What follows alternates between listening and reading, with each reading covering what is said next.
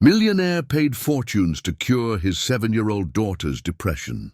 But the only one who discovered the truth was the nanny. Subscribe to the channel and comment where you're watching from.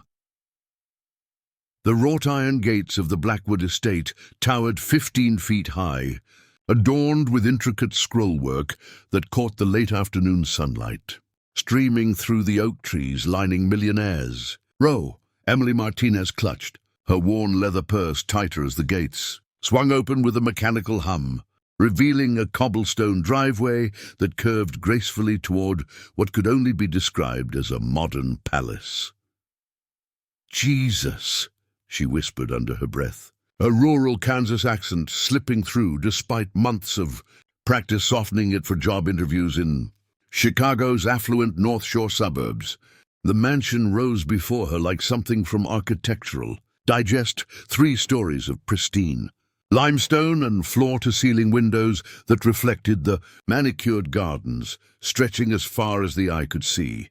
A circular fountain dominated the front courtyard, its bronze cherubs spitting crystalline arcs into the October air. Emily had grown up in a 3-bedroom farmhouse where the biggest luxury was a working air conditioner. This place looked like it could house half her hometown. Her phone buzzed. A text from her younger sister back in Dodge City. "How's the fancy job going?" "Mom says to remember where you came from." Emily smiled despite her nerves. If only Sarah could see this place, she'd probably faint. The front door opened before Emily could even reach for the brass knocker. A woman in her 50s emerged, wearing a charcoal grey suit that probably cost more than Emily's entire wardrobe. Her silver hair was pulled back in a perfect chignon, and her steel blue eyes assessed Emily with the efficiency of a corporate executive. "Miss Martinez, I presume." The woman's voice carried the crisp authority of old money. "I'm Margaret Whitmore, the estate manager. Mr. Blackwood is waiting." "Yes, ma'am. Thank you for—" "This way, please." Margaret's heels clicked against the marble foyer as she led Emily through an entrance hall that could have hosted a state dinner. A crystal chandelier the size of a small car hung overhead, casting rainbow prisms across walls lined with what appeared to be original oil paintings. Emily tried not to gawk as they passed a living room with furniture that looked like it belonged in a museum, then a library with floor-to-ceiling bookshelves accessible only by rolling ladders. The silence was almost oppressive. No family photos, no children's toys. Nothing that suggested a 7-year-old actually lived here. "Mr. Blackwood will see you in his study," Margaret announced, stopping before mahogany double doors. "A word of advice. He values directness and efficiency. Don't waste his time with pleasantries." The study was a monument to masculine power. Dark wood paneling, leather-bound books, and a desk that could have served as a landing strip for small aircraft. Behind it sat Richard Blackwood, a man in his early 40s with prematurely silver hair and the kind of sharp features that looked sculpted rather than born. His navy suit was immaculate, his tie perfectly knotted, but it was his eyes that made Emily's stomach flutter, cold, calculating, and completely unreadable. "Miss Martinez." He didn't stand or offer his hand. "Sit?" Emily perched on the edge of a leather chair that probably cost more than her father's pickup truck. "Thank you for considering me for your references check out. 2 years as a nanny for the Henderson family, excellent recommendations from your professors at Northern Illinois University." His voice was flat, businesslike. "What I need to know is whether you can handle a challenging situation." "Sir?" Blackwood's fingers drummed once against his desk. "My daughter Olivia is complicated. 7 years old, highly intelligent, but she's been struggling emotionally since her mother's death 18 months ago. Car accident on Lakeshore Drive. Perhaps you saw it in the news." Emily had indeed seen it. Victoria Blackwood, philanthropist and socialite, killed when her Mercedes hit black ice and plunged into Lake Michigan. The story had dominated Chicago media for weeks. "I'm very sorry for your loss," Emily said softly. "The point is, Olivia requires specialized care. She's been seeing Dr. Hartwell at Northwestern Memorial, one of the top child psychiatrists in the Midwest. She's on medication to help with her depression and anxiety. Blackwood's tone remained clinical, as if discussing a business acquisition. Her previous nannies have found her difficult to manage.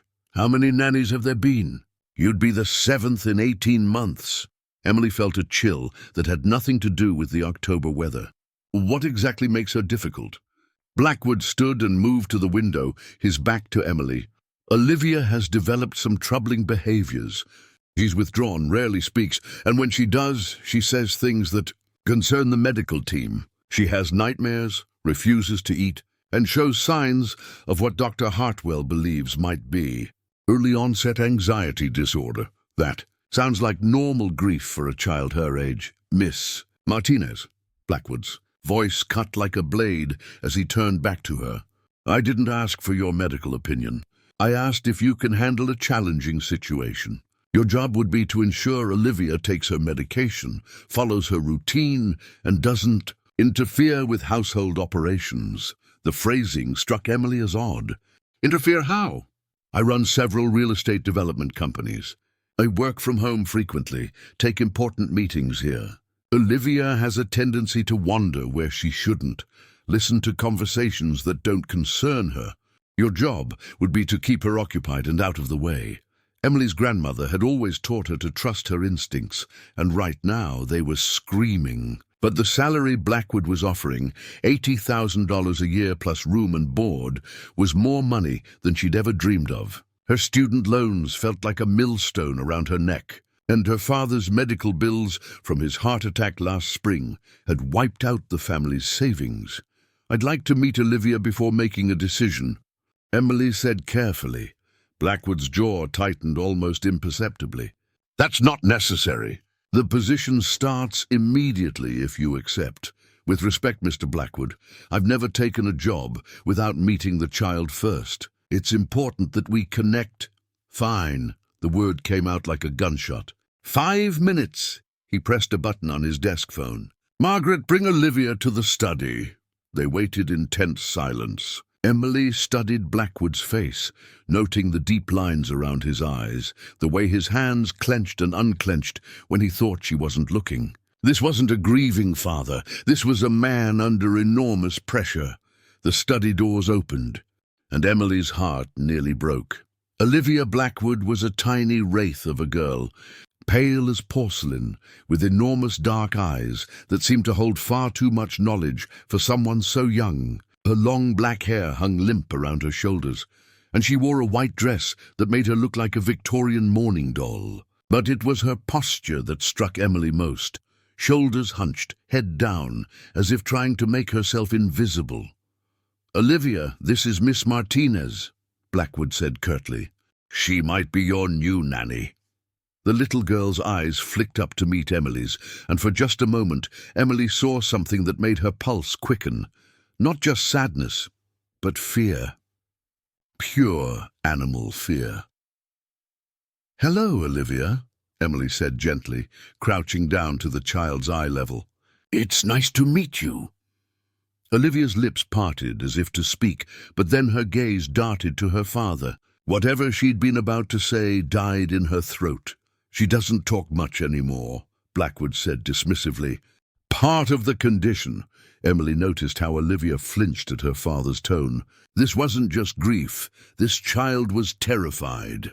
That's okay, Emily told Olivia softly. Sometimes the most important things don't need words. For the first time, something flickered in Olivia's eyes. Surprise, maybe even hope. Enough, Blackwood snapped. Margaret, take Olivia back to her room. Miss Martinez, I need your answer now. As Margaret led the silent child away, Emily caught Olivia looking back over her shoulder. Their eyes met for one brief moment, and Emily saw something that sealed her decision, a desperate, wordless plea for help. I'll take the job, Emily said. Blackwood's smile was sharp as a razor. Excellent. Margaret will show you to your quarters. You start in the morning. As Emily followed Margaret through the mansion's labyrinthine corridors, she couldn't shake the feeling that she'd just walked into something far more dangerous than a simple nannying position. The house was too quiet, too perfect, too much like a museum, and too little like a home. But somewhere in this golden cage was a frightened little girl who needed someone in her corner. And Emily Martinez had never backed down from helping a child in need. Emily's room was located on the second floor, at the end of a hallway, lined with family portraits that seemed to watch her every movement. The quarters were larger than her childhood bedroom back in Kansas. A sitting area with a fireplace, a queen-sized bed with Egyptian cotton sheets, and a private bathroom with marble fixtures that gleamed under soft lighting. Through her window, she could see the estate's sprawling gardens and the lake beyond, where the lights of downtown Chicago twinkled like fallen stars. "Breakfast is served at 7 sharp in the main dining room," Margaret informed her, setting down Emily's single suitcase with barely concealed disdain. "Olivia takes her morning medication at 7:30, followed by tutoring with the Professor Chen from 8 to 11. Lunch is at noon, afternoon medication at 1, then you're responsible for her until dinner at 6. Lights out by 8:30. What about playtime? Fresh air? She's only 7. Mr. Blackwood's instructions are very specific." Margaret's tone could have frozen Lake Michigan. "Olivia's schedule is medically necessary. Dr. Hartwell has stressed the importance of routine and medication compliance. Any deviation must be approved by Mr. Blackwood personally."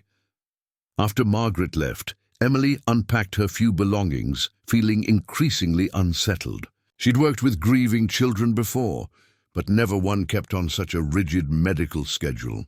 Most child psychiatrists encourage play therapy, social interaction, gradual exposure to normal activities. This felt more like a prison sentence than treatment. A soft sound in the hallway made her freeze. Footsteps, but too light to be an adult's. Emily crept to her door and opened it just a crack. Olivia stood at the far end of the hallway, pressed against the wall like a shadow. She was still wearing the white dress from earlier, but now Emily could see how thin she was. The fabric hung loose on her small frame, and her collarbones jutted out sharply. The child's dark eyes were fixed on something Emily couldn't see, her head tilted as if listening. "Absolutely cannot have any more delays." A man's voice drifted up from somewhere below. Not Blackwood, someone with a slight accent, maybe Eastern European. "The Singapore investors are getting nervous. If they pull out now—" "They won't," came Blackwood's reply, cold and certain. "The paperwork will be ready by Friday. Tell Volkov his money will be clean by the end of the month." Emily's blood chilled. Money laundering. She'd heard enough crime documentaries to recognize the terminology. But surely she was misunderstanding. Richard Blackwood was a respected real estate developer, wasn't he? Olivia suddenly turned and saw Emily watching from her doorway. For a moment, the two stared at each other in the dim hallway. Then Olivia pressed a finger to her lips in a shushing gesture before disappearing silently into what Emily assumed was her bedroom. The next morning arrived grey and cold, with November wind rattling the mansion's windows. Emily found the dining room easily enough, a cavernous space with a table that could seat 20, though only 2 places were set. Olivia sat at one end, picking listlessly at a plate of scrambled eggs while staring out at the storm-tossed lake. "Good morning, sweetheart," Emily said gently, taking the seat beside her instead of at the opposite end. "Did you sleep okay?" Olivia glanced up briefly, then back to her plate. She hadn't eaten more than a few bites. "I had trouble sleeping too," Emily continued conversationally. "New places always feel strange at first, don't they? Back home in Kansas, I used to sleep with my window open so I could hear the crickets. Here, all I can hear is the wind." This time, Olivia looked at her with genuine interest. Though she still didn't speak, Margaret appeared with a small paper cup containing 2 pills, one white, one blue. "Time for your morning medication, Olivia." Emily watched as the child dutifully swallowed the pills with a sip of orange juice, her movements mechanical, practiced. "What medications is she taking?" Emily asked. Margaret's expression hardened. "That's between Dr. Hartwell and Mr. Blackwood. Your job is to ensure compliance, not question treatment decisions." After Margaret left, Emily leaned closer to Olivia. "Those pills taste pretty awful, huh?" A tiny nod. "I had to take medicine when I was little, too, for my asthma. I used to hide the pills under my tongue and spit them out later." Emily kept her voice casual, testing. "But my mom always caught me." Olivia's eyes widened slightly, and she glanced toward the door where Margaret had disappeared. "Don't worry," Emily whispered. "I won't tell anyone what we talk about. Sometimes it's nice to have secrets between friends." For the first time since Emily had arrived, Olivia's lips curved in the ghost of a smile. Professor Chen arrived precisely at 8, a stern-faced woman in her 60s who spoke to Olivia as if she were a miniature adult. The tutoring took place in the mansion's library, where Olivia worked through advanced mathematics and reading comprehension that seemed years ahead of her grade level. "She's very bright," Professor Chen informed Emily during a brief break. "Possibly gifted, but her concentration has declined significantly over the past year. The medication helps, but she seems distant." Emily watched through the library's glass doors as Olivia mechanically worked through multiplication problems. The child's movements were slow, almost sluggish, and she blinked frequently as if fighting to stay awake. "What exactly is she being treated for?" Emily asked carefully. "Severe depression with anxiety features," Professor Chen replied. "Though between you and me, I've taught many children dealing with grief, and this seems different." "Different how?" Professor Chen glanced around nervously before lowering her voice. "Children grieve in waves. One day terrible, the next day almost normal. But Olivia has been steadily declining. And some of the things she's said—" "What things?" "Desirum. She talks about the bad men who visit Daddy and the meetings that make everyone scared. Dr. Hartwell says it's fantasy, a way of processing her mother's death, but—" Professor Chen shook her head. "I've been teaching for 40 years. I know the difference between imagination and real fear." After tutoring ended, Emily took Olivia to her bedroom for what Margaret had called quiet time. The room was decorated like a princess's chamber, pink walls, a canopy bed draped in white gauze, stuffed animals arranged with museum-like precision. But despite all the luxury, it felt cold, sterile. There were no drawings on the walls, no books scattered around, none of the comfortable chaos that usually marked a child's space. "This is a beautiful room," Emily said, settling into a chair by the window. "Do you like to read?"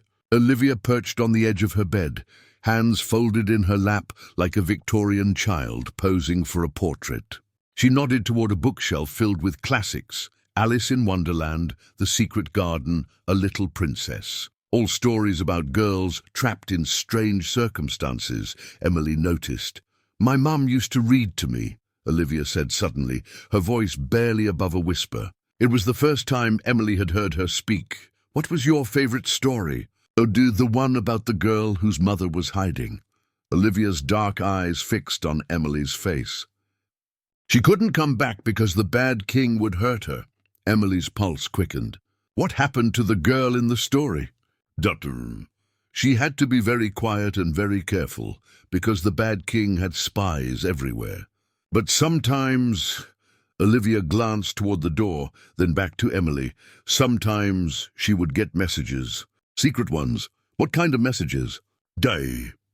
But Olivia had gone silent again. Her brief moment of openness closed off like a door slamming shut. She lay down on her bed and stared at the ceiling, the medication clearly taking effect.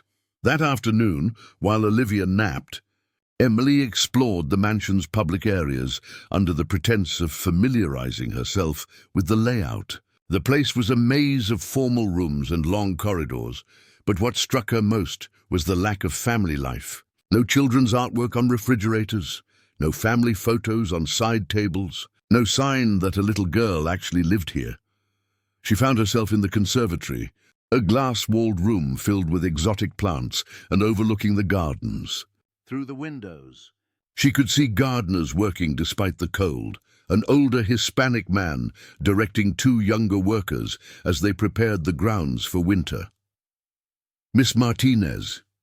Emily spun around to find Richard Blackwood standing in the doorway, his expression unreadable. "Mr. Blackwood, I was just getting acquainted with the house." "Yes, Margaret mentioned you were exploring." He stepped into the conservatory, his footsteps echoing on the tile floor. "How was Olivia's first day with you?" "She's a lovely child. Very intelligent. Yes, she gets that from her mother." For just a moment, something flickered across Blackwood's face. Pain, regret, something almost human. Then the mask snapped back into place. "I trust you're following the medication schedule precisely?" "Of course. Though I was wondering if perhaps she might benefit from some outdoor time. Fresh air can be very therapeutic for children dealing with... Dr. Hartwell has been very clear about Olivia's limitations." Blackwood's voice hardened. "She's fragile, Miss Martinez. Routine and medication are what keep her stable. Any deviation from the prescribed treatment plan could be dangerous." The way he said dangerous made Emily's skin crawl. "I understand. I just thought, don't think. Follow instructions. That's what you're being paid for." As Blackwood turned to leave, Emily noticed something that made her stomach clench. Through the conservatory windows, she could see black SUVs pulling into the circular drive. Men in expensive suits were getting out, but they moved with the controlled alertness of security personnel rather than businessmen. "Expecting guests?" Emily asked, trying to keep her voice casual. Blackwood followed her gaze and his jaw tightened. "Business associates. They'll be using my study for the evening.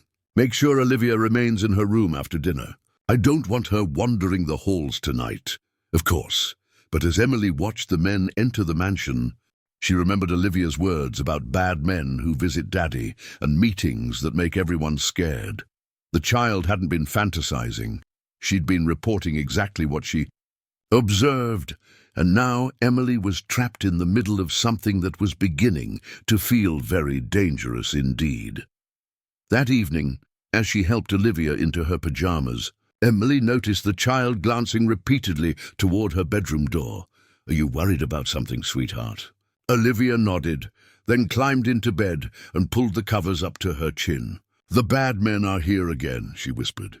"Daddy gets angry when they come. Sometimes they shout." As if summoned by her words, raised voices drifted up from somewhere below, muffled by distance, but clearly heated. Emily recognized Blackwood's voice, along with at least two others, speaking in what sounded like accented English. "It's okay," Emily said softly, sitting on the edge of Olivia's bed. "You're safe up here with me." But even as she said the words, Emily wondered if they were true. Because whatever was happening in Richard Blackwood's study, it involved far more than real estate, development, and she was beginning to suspect that Olivia knew more about her father's business than anyone realized. 3 weeks into her employment at the Blackwood estate, Emily had developed a routine that felt more like surveillance than childcare. Every morning, she watched Olivia dutifully swallow pills that left her drowsy and compliant. Every afternoon, she observed the child's gradual withdrawal from the world around her. And every evening, she listened to the sounds of business meetings that seemed to involve an awful lot of shouting for legitimate real estate discussions. The November weather had turned bitter, with early snow blanketing the mansion's grounds in deceptive beauty. From Olivia's bedroom window, Emily could see the gardener. She'd learned his name was Carlos, working alone in the greenhouse. His weathered face creased with concern as he tended to orchids that probably cost more than most people's monthly rent. "Miss Emily?" Olivia's voice was smaller than usual, muffled by the heavy comforter she'd pulled over her head. The morning medication was taking longer to wear off lately, leaving her sluggish well into the afternoon. "I'm right here." "Sweetheart." Emily sat on the edge of the bed, her heart aching at how fragile the child looked. In 3 weeks, Olivia seemed to have lost even more weight, her already pale skin taking on an almost translucent quality.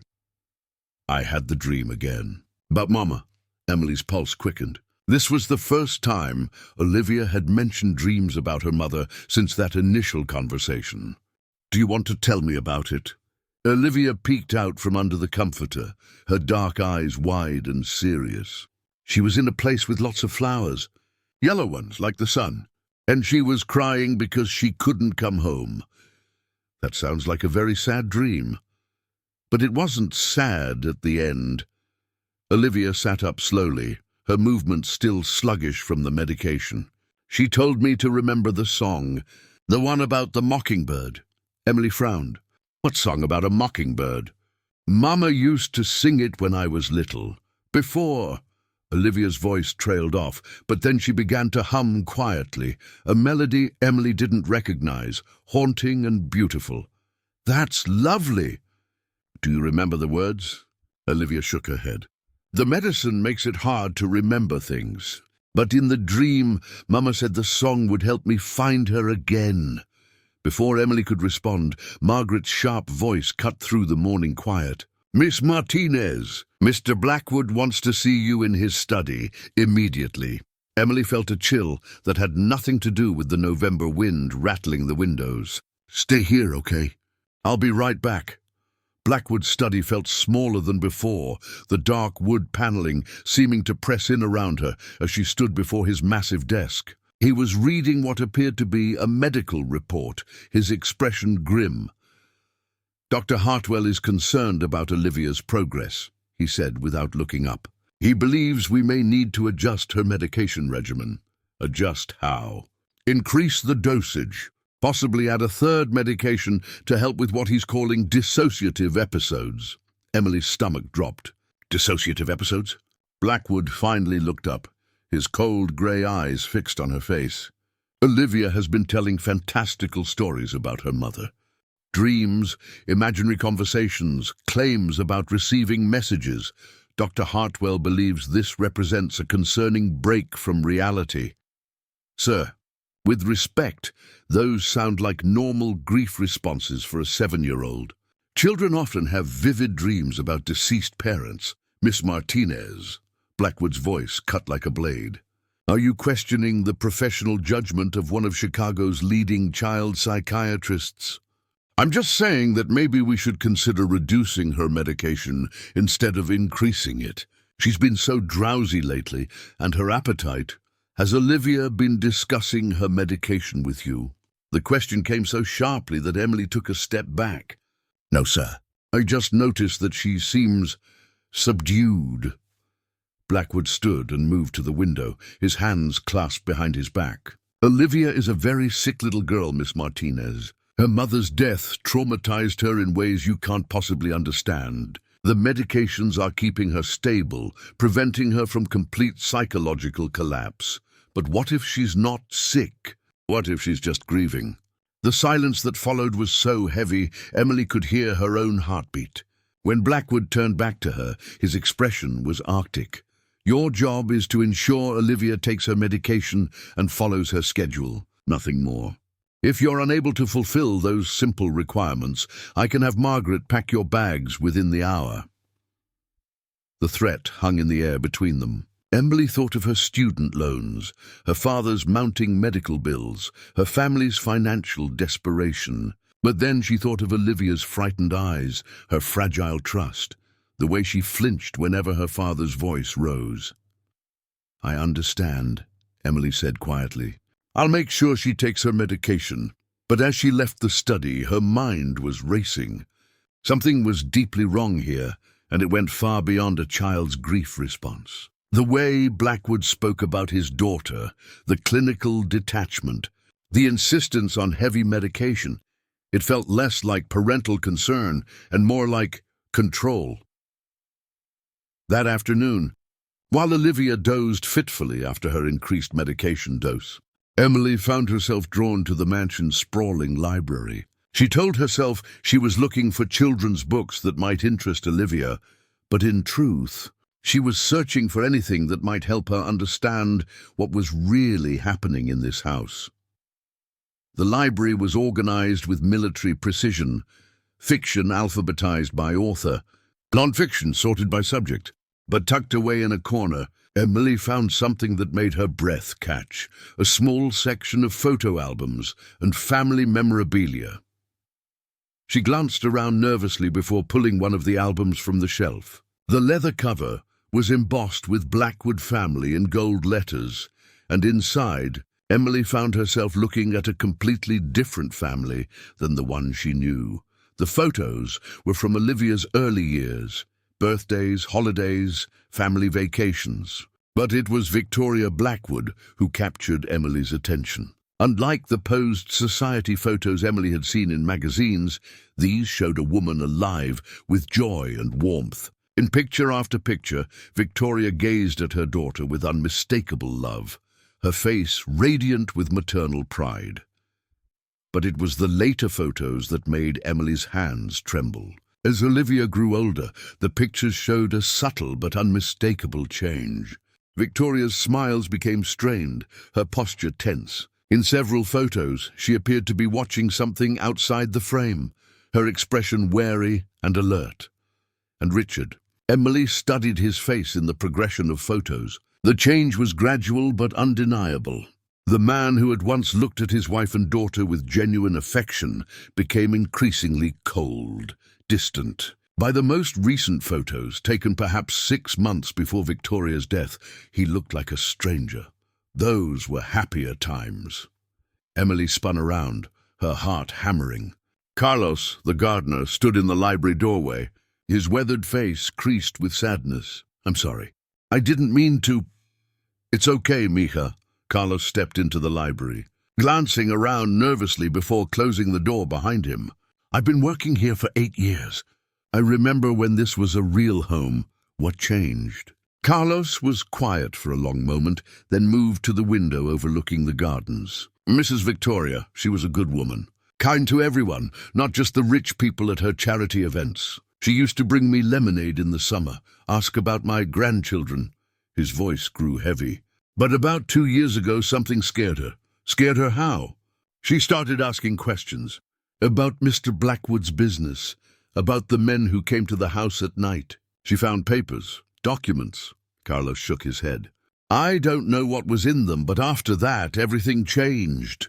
Emily's pulse quickened. "What kind of change?" "She became afraid of her own husband. I saw her crying in the garden one day, talking on the phone to someone.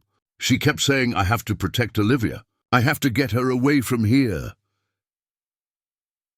The pieces were starting to come together in Emily's mind, forming a picture that made her sick to her stomach. "Carlos, do you think Mrs. Blackwood's death was really an accident?" Carlos looked directly at her for the first time, his dark eyes filled with pain. "I think Mrs. Victoria found out something she wasn't supposed to know. And I think she was planning to leave with little Olivia." He paused, his voice dropping to a whisper. "The night before she died, she came to the greenhouse. She gave me something, told me to keep it safe, that someday Olivia might need it." "What did she give you?" Before Carlos could answer, the library door opened with a sharp crack. Margaret stood in the doorway, her face flushed with anger. "Carlos! What are you doing in here? The library is off limits to staff." "I was just—" Carlos began. "Get back to your duties immediately. And Miss Martinez, Mr. Blackwood wants to see you again." As Carlos hurried past Margaret, he caught Emily's eye for just a moment. His look said everything. "Be careful. You're in danger too." This time Blackwood wasn't alone in his study. A tall, thin man with silver hair and cold blue eyes sat across from the desk, his expensive suit immaculate despite the November weather. He looked like the kind of man who could make problems disappear. "Miss Martinez, this is Dr. Hartwell," Blackwood said without preamble. "He has some concerns about Olivia's recent behavior." Dr. Hartwell studied Emily with the intensity of a scientist examining a specimen. "I understand Olivia has been discussing her mother with you." "Sometimes, yes. It seems natural for a grieving child." "What specifically has she said?" Emily felt trapped between truth and self-preservation. "Just dreams, memories, normal things you'd expect from a 7-year-old who lost her mother." Has she mentioned receiving messages from her mother? The question was so specific that Emily knew they'd been monitoring her conversations with Olivia somehow.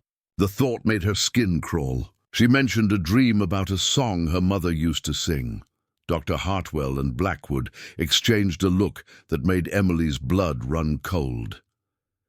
"I'm going to be direct with you. Miss Martinez," Dr. Hartwell said, his voice clinically precise, "Olivia is exhibiting signs of what we call complicated grief with psychotic features. The medications we've prescribed are absolutely critical to preventing her complete psychological breakdown. Any encouragement of these communications with her deceased mother could be catastrophically damaging.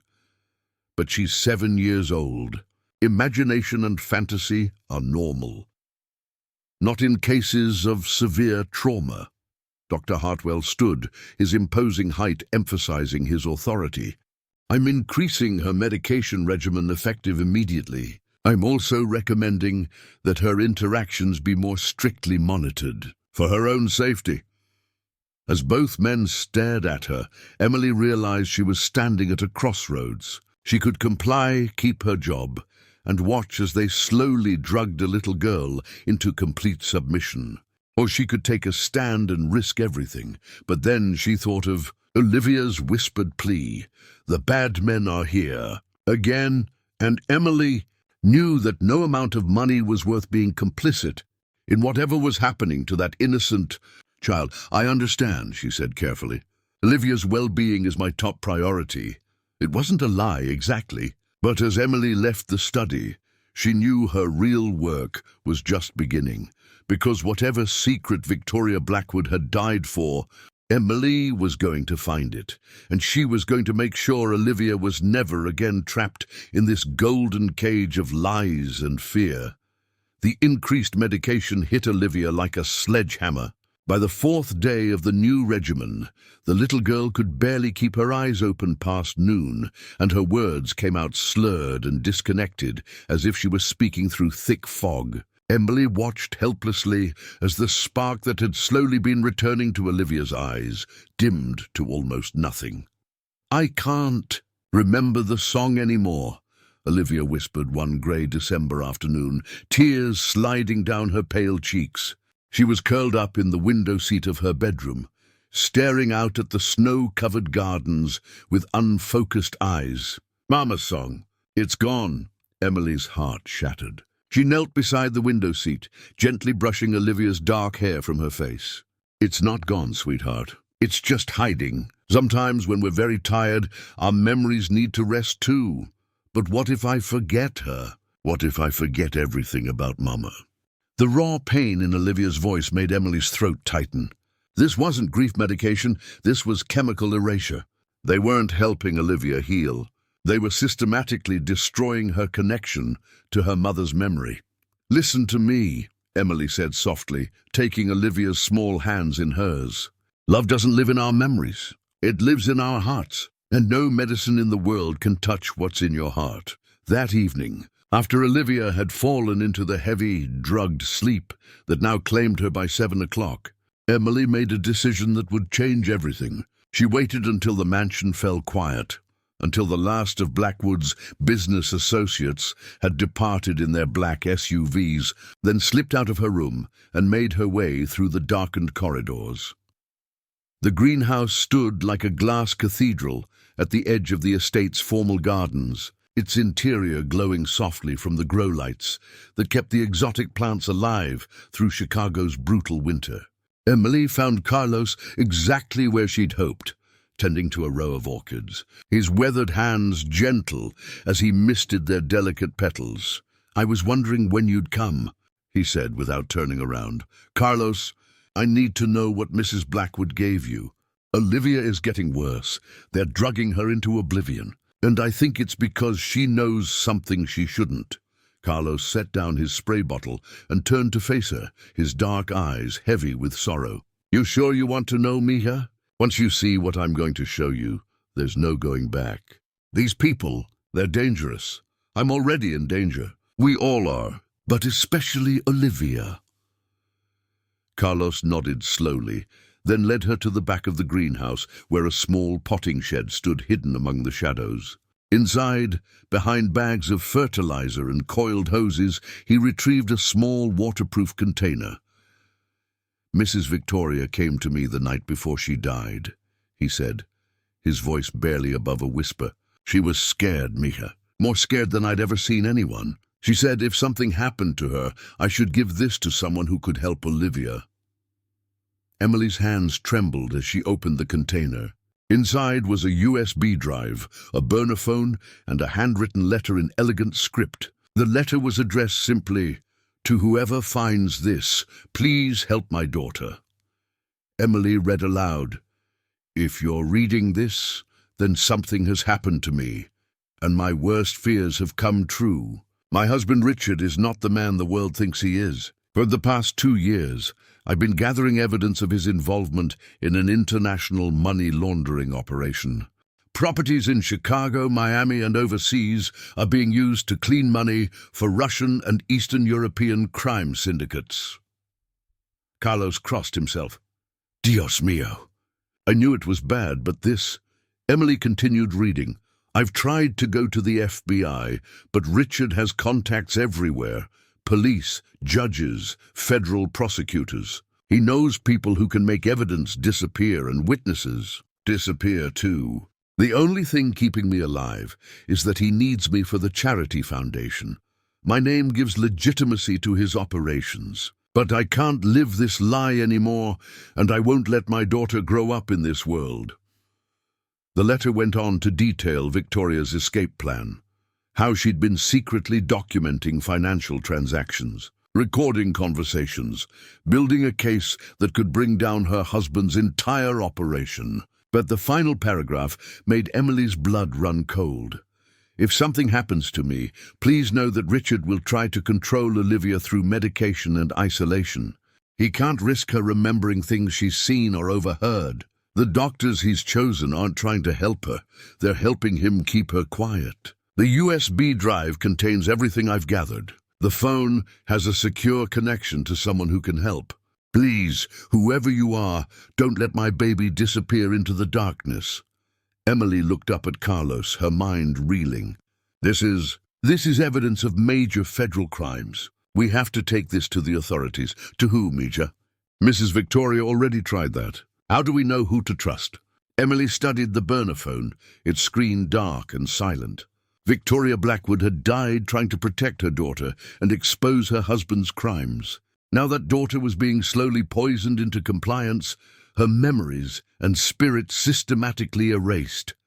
"There's someone," Emily said suddenly. Mrs. Blackwood mentioned a secure connection. Someone who was helping her.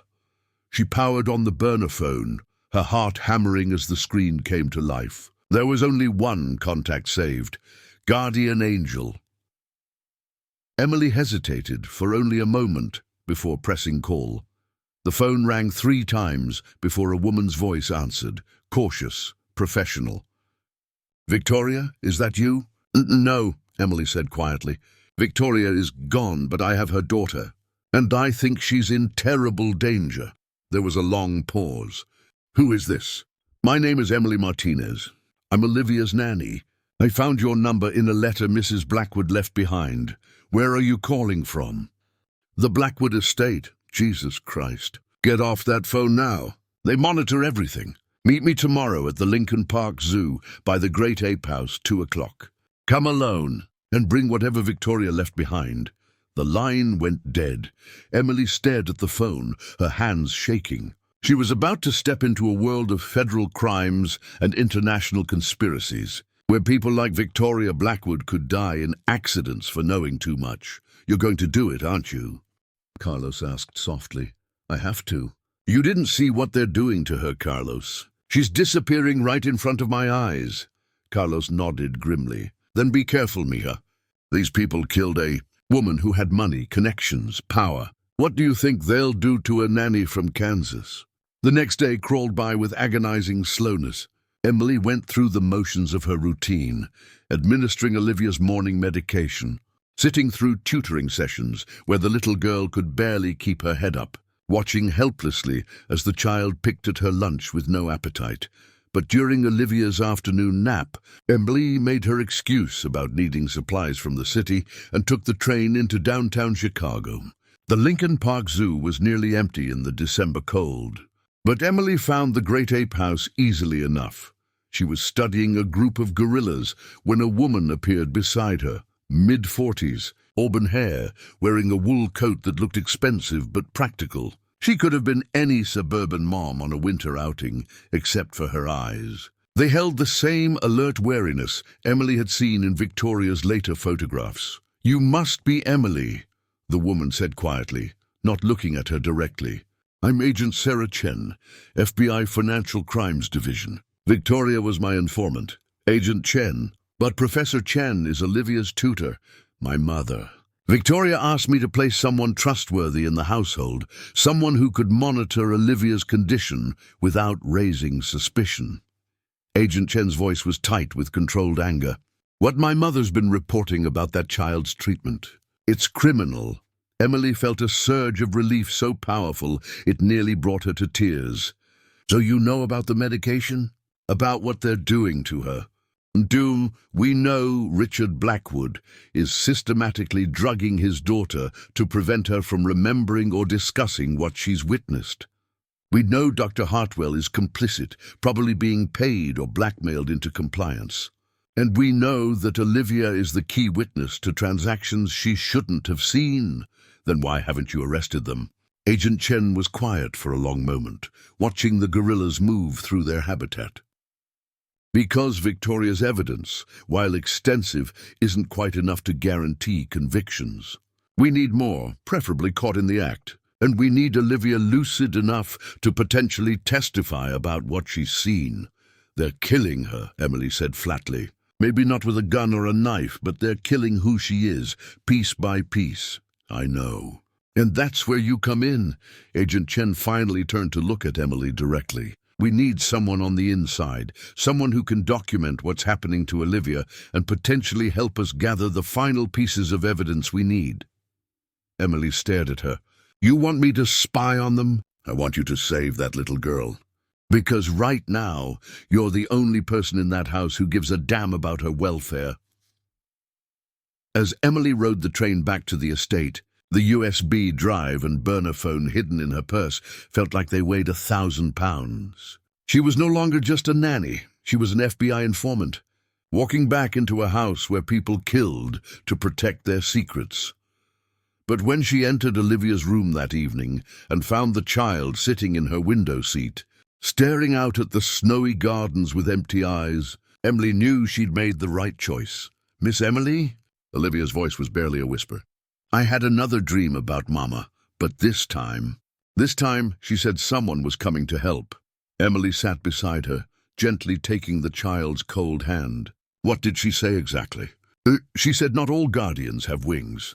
Some of them have hearts that won't give up." Olivia looked up at Emily with eyes that, despite the medication, still held a flicker of hope. "Do you think that's true?" Emily squeezed her hand gently. "I think your mama was a very smart woman, and I think she loved you enough to make sure you'd never be alone." As Olivia drifted off to sleep, Emily made a silent promise to the woman whose letter had started this dangerous journey. Victoria Blackwood's sacrifice would not be in vain. Her daughter was going to be free, no matter what it cost. The plan Agent Chen had outlined was deceptively simple. Document everything, gain access to Blackwood's private communications, and most importantly, find a way to reduce Olivia's medication without arousing suspicion. But as Emily quickly discovered, simple and easy were two very different things. Dr. Hartwell arrived for his weekly consultation on a bitter January morning, his black Mercedes crunching through the fresh snow that had fallen overnight. Emily watched from Olivia's bedroom window as he emerged from the car, his movements sharp and agitated. Even from a distance, she could see the tension in his shoulders, the way he glanced around nervously before approaching the mansion's front door. The doctor looked scared, Olivia observed in her slurred, medication-heavy voice. She was sitting in her usual spot by the window, wrapped in a thick blanket that made her look even smaller and more fragile than usual. Emily's pulse quickened. It was the first perceptive comment Olivia had made in weeks. "What makes you say that, sweetheart?" His hands are shaking, like Mama's used to shake when Daddy had his angry meetings. Olivia's words came slowly, but her dark eyes held a clarity that the medication hadn't been able to completely suppress. Before she went to heaven, Emily knelt beside Olivia's chair, studying the child's pale face. Olivia, do you remember any of your daddy's meetings? The ones that made your mama scared? For a moment, Olivia's expression sharpened as if she were fighting through the chemical fog in her brain. There was a man with a scar on his face. He talked funny, like he was from far away. He made Daddy promise things. Her voice dropped to a whisper, and there was a lady with yellow hair who brought pictures of people who were sleeping and wouldn't wake up. Emily's blood chilled. Olivia wasn't describing business meetings. She was describing criminal conspiracies, complete with what sounded like photographic evidence of murders. No wonder they were keeping her so heavily medicated. Miss Martinez, Margaret's sharp voice cut through the conversation like a blade. Dr. Hartwell wants to see you in Mr. Blackwood's study. Emily rose slowly, her mind racing. I'll be right back, Olivia. But as she followed Margaret down the mansion's marble corridors, Emily couldn't shake the feeling that she was walking into a trap. Dr. Hartwell was pacing when Emily entered the study, his usually immaculate appearance disheveled. His silver hair was messed, his expensive suit wrinkled, and his hands were indeed shaking, not with age or medical condition, but with fear. Blackwood sat behind his desk like a spider in the center of its web, his cold grey eyes fixed on the doctor with barely concealed contempt. Dr. Hartwell has some concerns about Olivia's care, he said without preamble. Actually, Dr. Hartwell said, his voice tight with strain, I have concerns about this entire situation. He turned to Emily, and she was shocked to see genuine anguish in his eyes. Miss Martinez, how long have you been working with children? Several years, sir. Why? In your professional opinion, does Olivia exhibit signs of psychotic breaks or dissociative episodes? The question caught Emily off guard. She glanced at Blackwood, whose expression had turned dangerous, then back at Dr. Hartwell. No, sir. She seems like a normal 7-year-old dealing with grief and other stresses. Other stresses, Dr. Hartwell repeated slowly. Yes, that's exactly what I've been thinking. Blackwood stood abruptly, his movement sharp enough to make both Emily and Dr. Hartwell step back. Doctor, I think you're forgetting our agreement. Olivia's treatment plan was very specifically designed to keep her quiet. Dr. Hartwell interrupted, his voice cracking with the weight of his conscience. Richard, I can't do this anymore. That child doesn't need psychiatric medication. She needs to be removed from this environment. The silence that followed was so heavy, Emily could hear her own heartbeat. Blackwood's face had gone perfectly still, but his eyes held a fury that made Emily's skin crawl. Doctor, Blackwood said softly, I think you need to remember what happened to the last person who questioned my parenting decisions. Dr. Hartwell's face went white as paper. Are you threatening me? I'm reminding you that people who betray my trust tend to have accidents, car crashes on icy roads, heart attacks brought on by stress, overdoses of prescription medications. Blackwood's smile was sharper than broken glass. You have a lovely family, Doctor. A wife, 2 teenage daughters. It would be tragic if something happened to them because of your professional ethics. Emily watched in horror as Dr. Hartwell crumbled before her eyes. The man's shoulders sagged, his head dropped, and when he spoke again, his voice was barely a whisper. What do you want me to do? Continue Olivia's current medication regimen, document her ongoing psychological instability, and prepare recommendations for potential residential treatment if her condition continues to deteriorate. Residential treatment. Emily couldn't keep the alarm out of her voice. Blackwood's cold gaze shifted to her. There are excellent facilities in Switzerland that specialize in difficult cases. Very private, very secure. Sometimes children need to be protected from their own traumatic memories. The implication was crystal clear. If Olivia couldn't be controlled through medication, she would be disappeared entirely, sent to some private institution where she could be kept drugged and isolated indefinitely. I understand, Dr. Hartwell said, his voice hollow with defeat.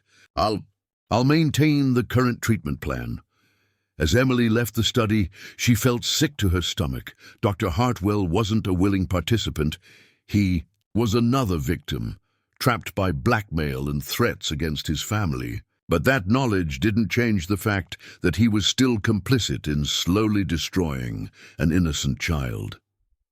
That evening, after Olivia had been given her nightly medication and fallen into her unnatural sleep, Emily activated the burner phone and sent a text to Agent Chen.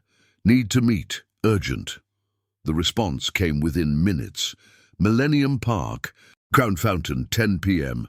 The fountain was empty at that hour, its summer water displays shut down for winter, leaving only dark concrete and cold wind. Agent Chen emerged from the shadows like a ghost, her breath visible in the frigid air.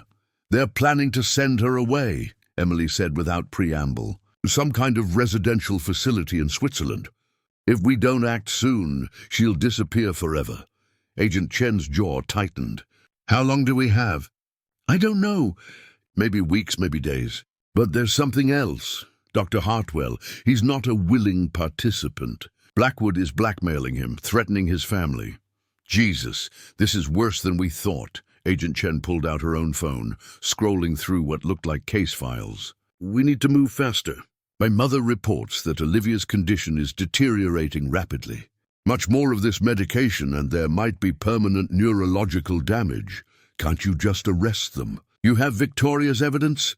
Victoria's evidence gets us money laundering charges, maybe. But without corroborating witnesses, a good lawyer could create reasonable doubt. We need more. We need to catch them in the act of something bigger.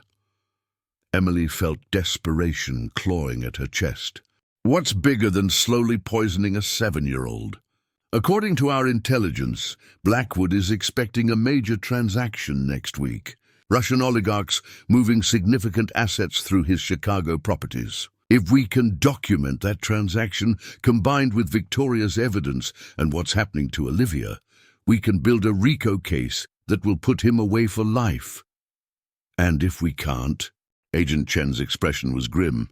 Then a little girl disappears into the Swiss mountains, and a major criminal organization continues operating with impunity. The next few days passed in a blur of careful surveillance and growing desperation. Emily watched Olivia slip further away, her conversations becoming more disconnected, her memories of her mother fading like photographs left in sunlight. The child who had once hummed her mother's song now stared blankly at the ceiling, unable to remember the melody that had once brought her comfort. But on Thursday afternoon, something changed. Emily was sitting with Olivia in the conservatory, reading aloud from The Secret Garden, one of the few activities that still seemed to capture the child's attention, when Carlos appeared at the glass doors. His weathered face was creased with urgency as he gestured for Emily to join him. "Mia, they're coming," he whispered when Emily stepped outside. "The Russians. I overheard Mr. Blackwood on the phone. They arrived tonight. Big meeting, many men with guns." Emily's heart raced. This was it, the transaction Agent Chen had been waiting for. But it also meant the mansion would be crawling with dangerous criminals, making any rescue attempt incredibly risky. "Carlos, I need you to do something for me," she said urgently. "If things go bad tonight, if something happens to me, I need you to take Olivia and run. Get her out of here and call this number." She pressed Agent Chen's direct line into his calloused hand. "Where you want me to take her?" "Anywhere but here. Just keep her safe until help arrives." That evening, Emily helped Olivia through her nighttime routine with hands that trembled slightly. As she brushed the child's long dark hair, she caught Olivia's eyes in the mirror and saw something that made her breath catch, a moment of perfect clarity, as if the medication's fog had briefly lifted. "Miss Emily," Olivia said softly, "I remembered something today. About the song your mama used to sing." Olivia nodded. "It wasn't really about a mockingbird. It was about being brave when you're scared, about protecting the people you love." Her dark eyes met Emily's in the mirror. "I think Mama was trying to tell me something important." Emily's throat tightened with emotion. What do you think she was trying to tell you? That even when bad things happen, love doesn't go away. It just hides until it's safe to come out again.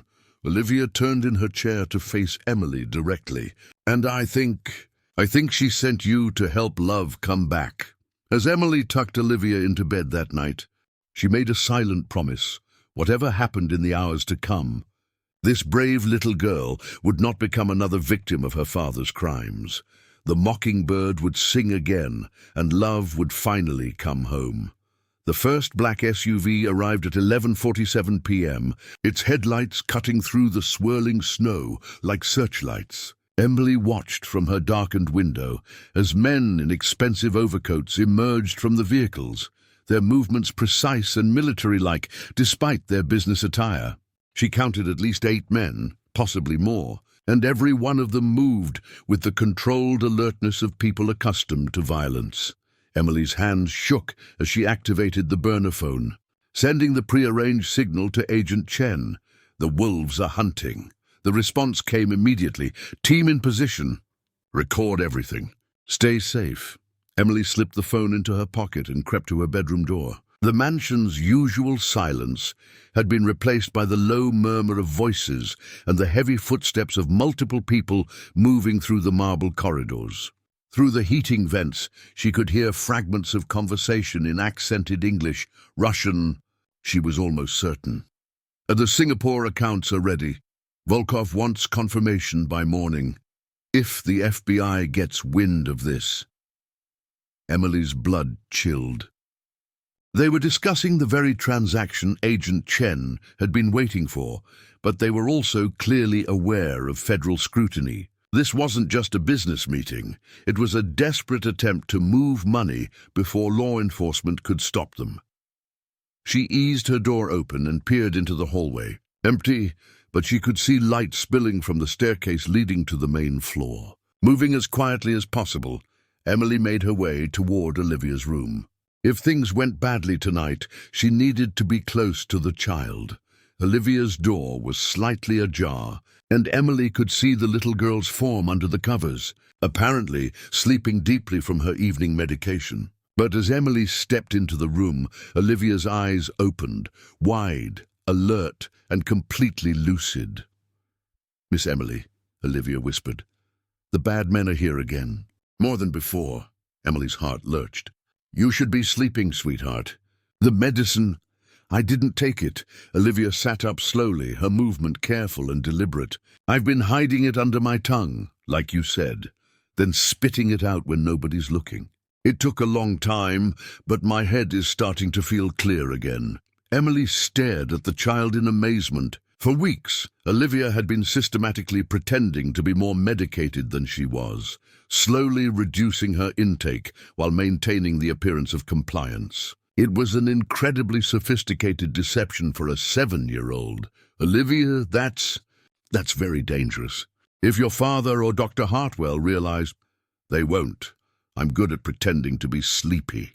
Olivia's dark eyes held a wisdom far beyond her years. "Mama taught me how to be invisible when I needed to be. She said sometimes being small and quiet was the best way to protect yourself." Before Emily could respond, raised voices erupted from somewhere below, echoing through the mansion's corridors with frightening intensity. "You said the transfers would be clean." The voice carried a thick Russian accent heavy with rage. "Now you tell us the FBI has been watching." "The situation is under control," came Blackwood's reply, but Emily could hear the strain in his voice. "We have protocols in place. Your protocols got Dmitri arrested in Miami. Your protocols cost us $50 million. The sound of something heavy hitting the wall made both Emily and Olivia flinch. This wasn't a business negotiation.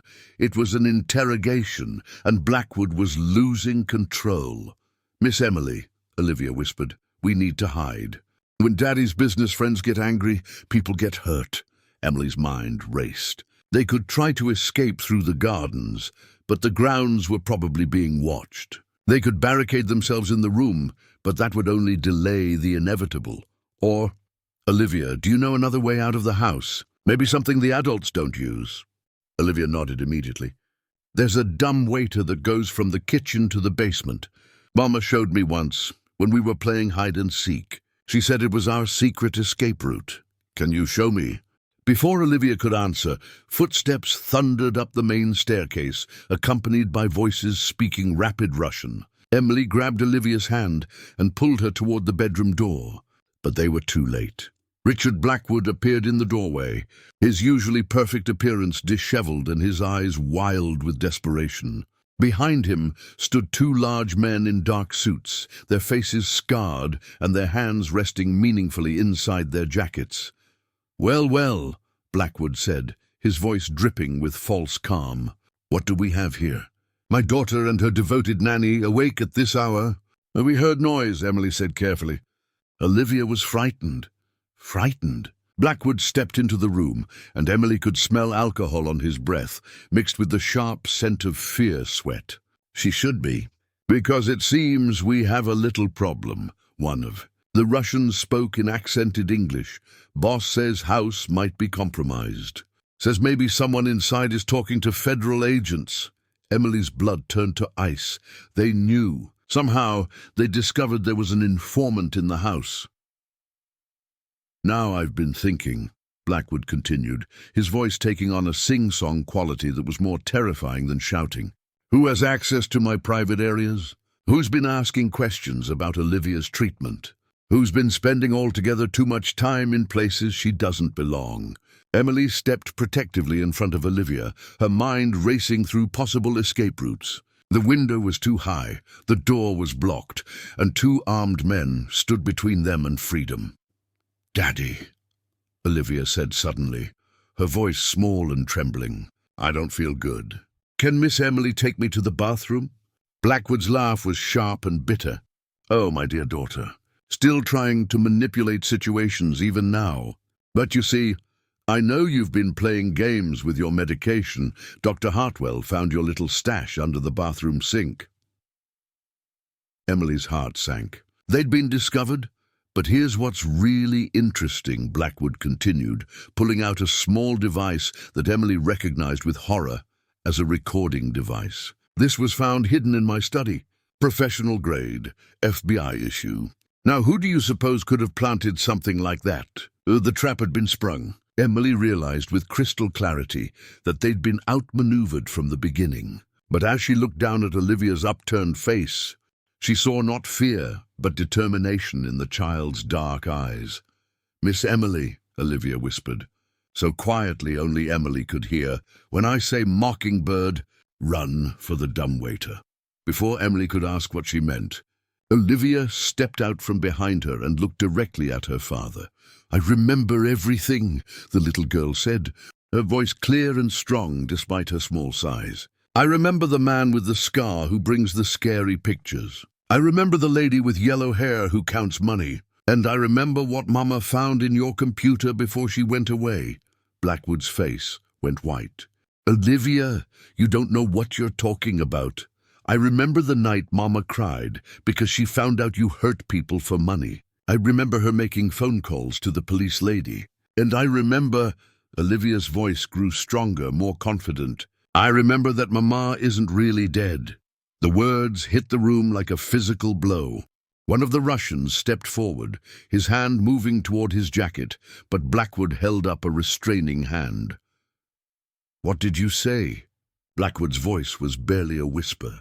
"Mama called me on the special phone 3 days ago. She told me to be brave because help was coming. She told me to remember the mockingbird song because sometimes the smallest birds are the bravest ones."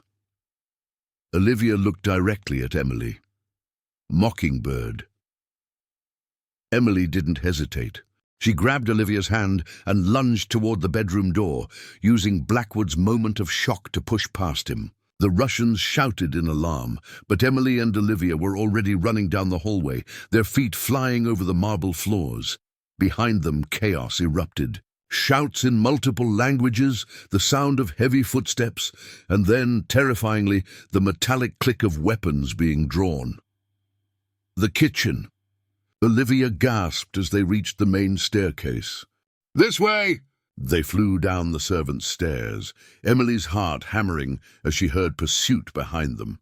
The kitchen was dark, illuminated only by the dim glow of appliance lights, but Olivia moved through it with the confidence of someone who knew every inch of the space. Here, Olivia pulled open what looked like a cabinet door, revealing a small dumbwaiter shaft. "You first!" Emily squeezed into the cramped space, then pulled Olivia in after her. The little girl hit a button, and the dumbwaiter began its slow descent just as their pursuers burst into the kitchen above. "Where did they go?" Blackwood's voice was raw with fury. "Search everywhere." "They can't have gotten far." The dumbwaiter creaked and groaned as it carried them down into the mansion's basement. Emily held Olivia close, both of them trying to breathe as quietly as possible as footsteps thundered overhead. When the dumbwaiter finally stopped, they found themselves in a storage room filled with wine racks and dusty furniture. Olivia immediately led Emily to a small window near the ceiling, a window that opened onto the mansion's service entrance. "Carlos is waiting in the greenhouse," Olivia whispered. "Mama told me he would help when the time came." As they climbed through the window into the bitter January night, Emily realized that Victoria Blackwood had been planning this rescue for months, maybe years.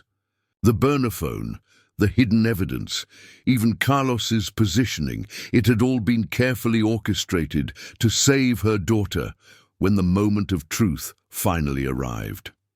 Behind them, the mansion blazed with lights as armed men searched every room. But ahead, through the swirling snow, Emily could see the warm glow of the greenhouse where Carlos waited. And somewhere in the darkness beyond, FBI agents were moving into position to bring down one of the largest criminal organizations in Chicago. The mockingbird had finally sung, and the truth was about to set them all free. The greenhouse stood like a beacon of sanctuary in the storm-swept night, its glass walls glowing softly against the darkness. Emily and Olivia ran through the snow, their breath forming white clouds in the frigid air as shouts and the beam of flashlights swept the mansion's grounds behind them. Carlos was waiting by the door, his weathered face creased with worry and determination. "Mija, thank God you made it." Quickly, inside. The greenhouse's warm, humid air enveloped them like a protective embrace after the bitter cold outside. Carlos led them past rows of exotic orchids and tropical plants to a hidden alcove behind a wall of bamboo, where blankets and supplies were already waiting. "How long have you been planning this?" Emily gasped, wrapping a blanket around Olivia's shivering form. "Since the day Mrs. Victoria died," Carlos replied grimly. "She made me promise to watch over the little one, to be ready when the time came. I've been preparing this hiding spot for over a year."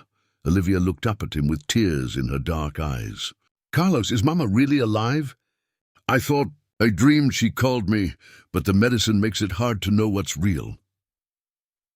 Carlos knelt down to Olivia's eye level, his calloused hands gentle as he touched her face. "Sí, mi niña, your mama is alive. She had to go away to keep you safe, but she never stopped watching over you.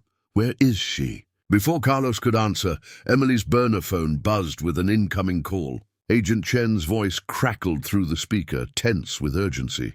"Emily, we've got teams moving on the house now. Are you and Olivia safe?" "We're in the greenhouse with Carlos, but they know we're gone. They're searching the grounds.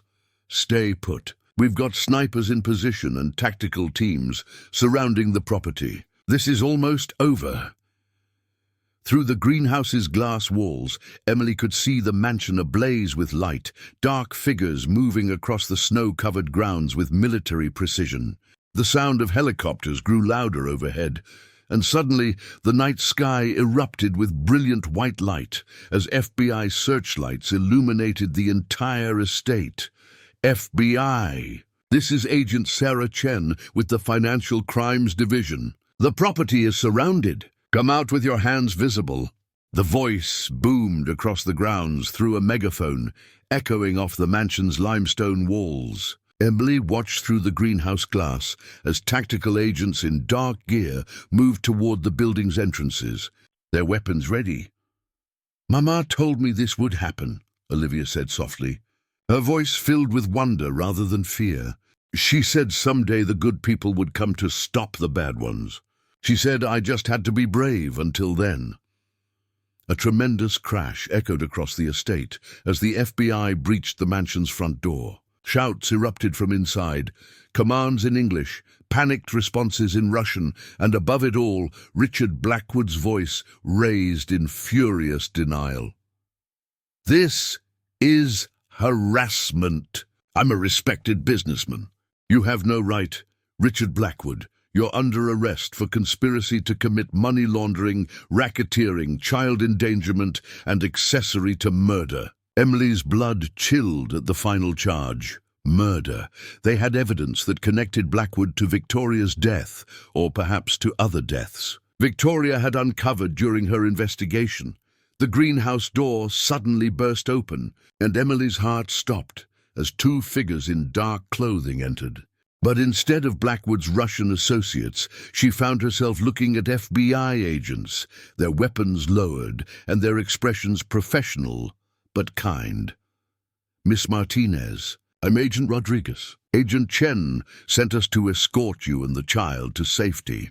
As they were led through the snow toward a waiting FBI van, Emily caught glimpses of the massive law enforcement operation unfolding around them. Dozens of agents, multiple tactical vehicles, and a mobile command center that had transformed the estate's circular drive into a staging area for what appeared to be one of the largest organized crime busts in Chicago's recent history. "Emily!" Agent Chen appeared through the crowd, her usually composed demeanor showing cracks of relief and exhaustion. "Thank God you're both safe. How is she?" Emily looked down at Olivia, who was staring at the scene with wide eyes, but no apparent fear. "Stronger than anyone imagined. She's been fighting back in ways we didn't even know. The medication withdrawal, is she experiencing any adverse effects?" "Some, but she's been tapering herself off gradually. She's been planning this longer than any of us realized." Agent Chen knelt down to Olivia's level, her expression gentle. "Olivia, my name is Sarah. I'm a police officer, and I've been working with your mama to keep you safe. Would you like to see her?" Olivia's face lit up with an expression Emily hadn't seen since her first day at the estate. Pure, radiant joy. "Mama's here?" "Really here?" "She's at a safe location nearby. But first, I need to ask you some questions about the things you saw and heard in that house. Can you help us make sure the bad people can't hurt anyone else?" Olivia nodded solemnly. "Mama told me to remember everything, even when the medicine tried to make me forget. She said someday I might need to tell the truth to help other children." Over the next 2 hours, Emily watched in amazement as Olivia, free from the fog of psychiatric medications for the first time in months, provided detailed, coherent testimony about the criminal activities she'd witnessed. She described specific individuals, conversations she'd overheard, and even financial documents she'd seen in her father's study. Her memory, despite months of chemical suppression, was remarkably intact. The man with the scar on his face brought pictures of people who looked like they were sleeping. Olivia told Agent Chen matter-of-factly. But Daddy got angry and said the pictures were proof that people who didn't pay money would go to sleep forever. Emily felt sick. Olivia had witnessed discussions of murders, hit jobs carried out to enforce payment of debts or silence potential witnesses.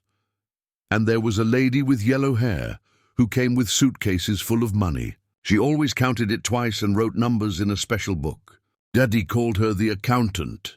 Agent Chen exchanged glances with another agent, both of them clearly recognizing the descriptions. These weren't random criminals.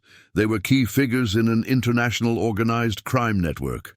"Olivia," Agent Chen said gently, "you've been incredibly brave. Your information is going to help us stop a lot of bad people from hurting others. Are you ready to see your mama now?" The reunion took place in the FBI Mobile Command Center, away from the chaos of the arrest operation.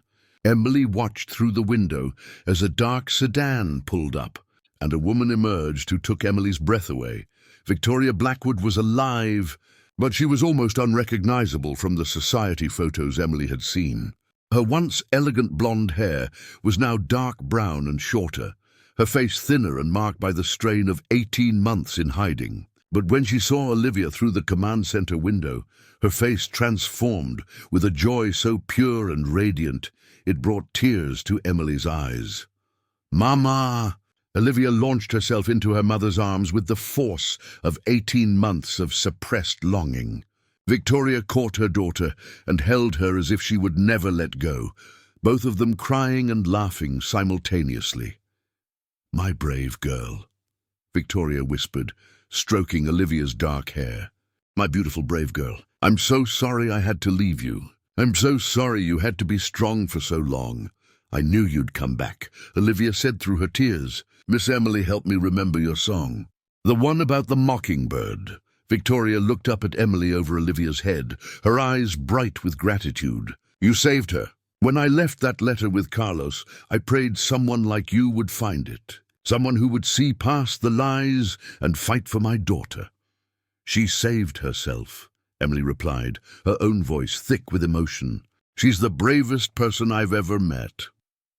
As mother and daughter held each other, Agent Chen approached Emily with an update on the arrests. "We've got Blackwood, 3 Russian nationals, and Dr. Hartwell in custody. The financial evidence from Victoria's investigation, combined with Olivia's testimony and what we observed tonight, gives us more than enough for federal prosecution."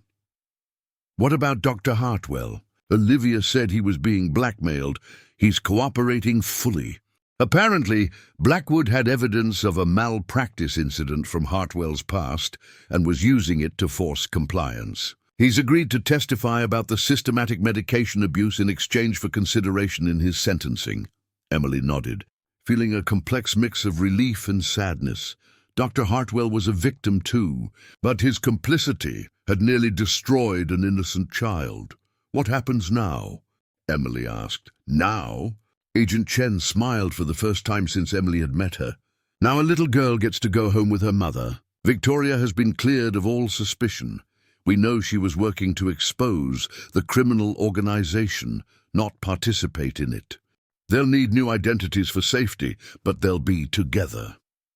As dawn broke over the Blackwood estate, Emily stood watching as crime scene investigators documented evidence of one of the largest money laundering operations in federal history. The mansion that had been Olivia's golden cage would now stand as evidence in a trial that would dismantle an international criminal network.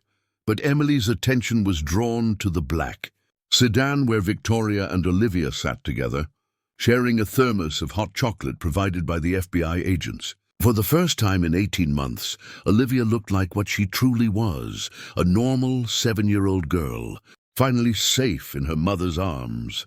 "The mockingbird song," Emily said softly to herself, remembering Olivia's words about her mother's lullaby. "Sometimes the smallest birds are the bravest ones."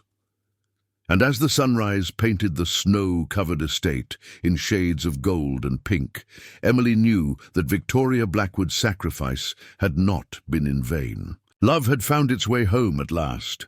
The truth had set them all free. 3 months later, Emily found herself in a small coffee shop in Madison, Wisconsin, watching the late March snow drift past the windows while she waited for a reunion she'd been anticipating since that night at the Blackwood estate. The FBI had relocated Victoria and Olivia to a safe house while the federal trials proceeded, and contact had been limited to ensure their security. But now, with the major defendants in custody and plea agreements being negotiated, some normalcy was finally returning to their lives.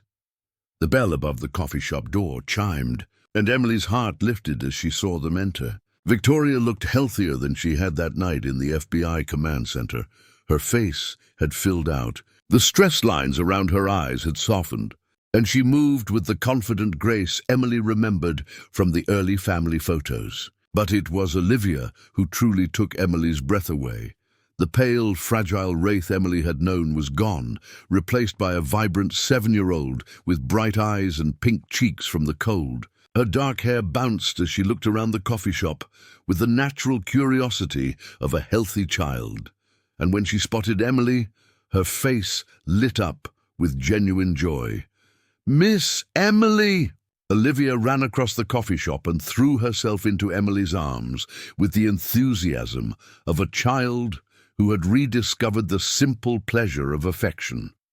"I missed you so much." "I missed you too, sweetheart," Emily said, holding her close and marveling at how solid and real Olivia felt, no longer the ethereal, medicated ghost she'd become under her father's control. Victoria approached more slowly, her smile warm, but her eyes still holding traces of the wariness that 18 months of living in fear had ingrained in her. "Emily, I can never thank you enough for what you did. Agent Chen told me about the risks you took, the courage you showed.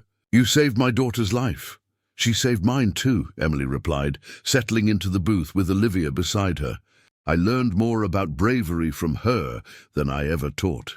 They ordered hot chocolate for Olivia and coffee for the adults, falling into an easy conversation that felt both natural and surreal. Here they were, sitting in a quiet Wisconsin coffee shop, discussing ordinary things like Olivia's new school and Victoria's plans for the future, when just months ago they'd been trapped in a nightmare of criminal conspiracy and systematic abuse.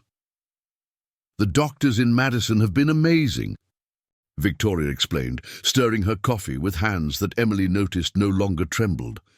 "They've been helping Olivia recover from the medication effects, and her physical and cognitive function is returning to normal remarkably quickly. I can remember Mama's songs again," Olivia added proudly, swinging her legs under the table. "All of them. And I'm learning new ones too. Want to hear?" Before Emily could respond, Olivia began humming a melody that was hauntingly beautiful. Not the mockingbird lullaby Emily remembered, but something new and hopeful. Other patrons in the coffee shop turned to listen, smiling at the pure, sweet sound of a child's voice raised in song. "That's beautiful, Olivia." "What's it called?" "And it's called Coming Home," Olivia said matter-of-factly. "I made it up myself. It's about when something lost finds its way back where it belongs." Victoria's eyes filled with tears at her daughter's words. "She's been composing music almost since the day we were reunited. The therapist says it's her way of processing everything that happened and expressing the emotions she had to suppress for so long." "How are you doing with everything?" Emily asked carefully. She knew from Agent Chen that the trials were ongoing, and that both Victoria and Olivia had provided crucial testimony that was helping to dismantle the entire criminal organization. "Some days are harder than others," Victoria admitted. "Testifying against Richard was difficult. Despite everything he did, he was my husband once, Olivia's father. But then I remember what he was willing to do to our daughter, and I know we made the right choice. What's going to happen to him?" "Life in prison, most likely. The prosecution has evidence of his involvement in at least 12 murders, including the elimination of witnesses and business partners who became liabilities. The money laundering charges alone would have put him away for decades, but the RICO charges..." Victoria shook her head. "He'll never hurt anyone again." Olivia looked up from her hot chocolate, her expression serious beyond her years. "Mama says sometimes people choose to be bad, and when they do, they have to face consequences. But that doesn't mean everyone is bad, or that love isn't real." Emily was struck by the wisdom in those words, the ability of a 7-year-old to process complex moral concepts while maintaining her fundamental faith in goodness. It spoke to both Victoria's parenting and Olivia's own resilient spirit. "Agent Chen told me about Dr. Hartwell," Emily said quietly. "How is Olivia dealing with that situation?" Victoria's expression softened. "Actually, that's been one of the most healing aspects of this whole process. When Olivia learned that Dr. Hartwell was being forced to hurt her, that he didn't want to give her those medications but was protecting his own family from threats. "I wrote him a letter," Olivia interrupted proudly. "I told him I forgive him and that I hope his daughters are okay." "Mama, help me mail it." Emily felt her throat tighten with emotion. The child who had been systematically abused by a medical professional had found it in her heart to forgive him when she learned he too was a victim. It was a level of empathy and understanding that many adults never achieved. "How has your family been handling everything?" Victoria asked, shifting the conversation to Emily's own life. "Agent Chen mentioned you had to leave your position rather suddenly." Emily smiled ruefully. "My parents were terrified when they learned what I'd gotten involved in. My dad kept saying, 'We raised you to help people, not to become a federal informant,' but they're proud of what we accomplished. And the FBI provided excellent references for my next position. What will you do now?" "Dim. I've been accepted into a graduate program for child psychology at the University of Chicago. Agent Chen helped me get connected with professors who specialize in trauma recovery. I want to work with children who've been through situations like Olivia's." Olivia's eyes lit up. "Oh, you'll help other kids who are stuck in scary places?" "That's the plan, sweetheart. That's perfect." Olivia clapped her hands together. "You can teach them about being brave and about how love is stronger than medicine that tries to make you forget things." They spent the next hour sharing stories and updates. Victoria told Emily about the small house they'd rented in Madison, with a garden where Olivia was planning to grow flowers like the ones in her dreams about her mother. Olivia showed Emily drawings she'd made of their new life, pictures full of bright colors and sunshine, featuring a little girl and her mother surrounded by friends and laughter. "She has nightmares sometimes," Victoria admitted quietly, while Olivia was distracted by the fish tank near the coffee shop's entrance. "About the house, about feeling trapped and foggy from the medications. But they're getting less frequent. The therapist says that having control over her own story, being able to testify and tell the truth, has been incredibly empowering for her recovery. She's remarkable," Emily said, watching Olivia chat with another young customer about the tropical fish. "I've never met a child with such resilience." "She gets that from you," Victoria said softly. "You showed her that adults could be trustworthy, that someone would fight for her, even when it was dangerous. You gave her hope when she had every reason to give up." As they prepared to leave, Olivia insisted on showing Emily the locket she now wore around her neck, a silver piece with a tiny engraving of a mockingbird on the front. "Mama had it made special for me," Olivia explained, opening it to reveal a tiny photo of Victoria and Olivia together, taken just the week before. "She says it's to remind me that even when we can't see the people we love, they're still with us in our hearts. And," Victoria added with a smile, "to remember that sometimes the smallest voices can sing the loudest truths." As Emily watched them walk hand in hand down the snowy Madison Street, she reflected on how much had changed since that first day at the Blackwood estate. The little girl, who had been slowly disappearing under the weight of chemical suppression and systematic isolation, was now skipping beside her mother, humming her own compositions and planning gardens full of flowers. The golden cage had been broken open, and the mockingbird was finally free to sing.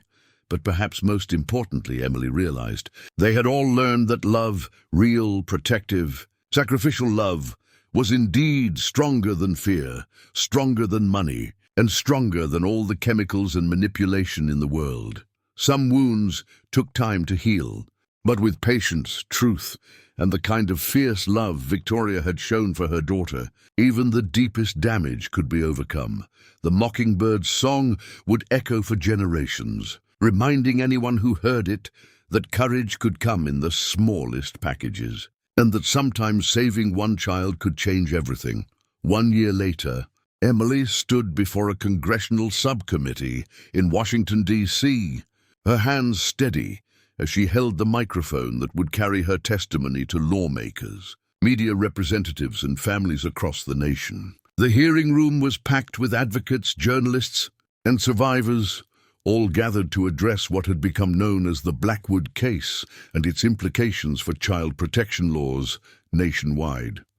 "My name is Emily Martinez," she began, her voice clear and confident despite the weight of the moment. 18 months ago, I accepted what I thought was a simple nannying position. What I discovered instead was a systematic pattern of medical abuse designed to silence a child witness to international crimes. In the gallery, she could see Victoria and Olivia sitting together in the front row.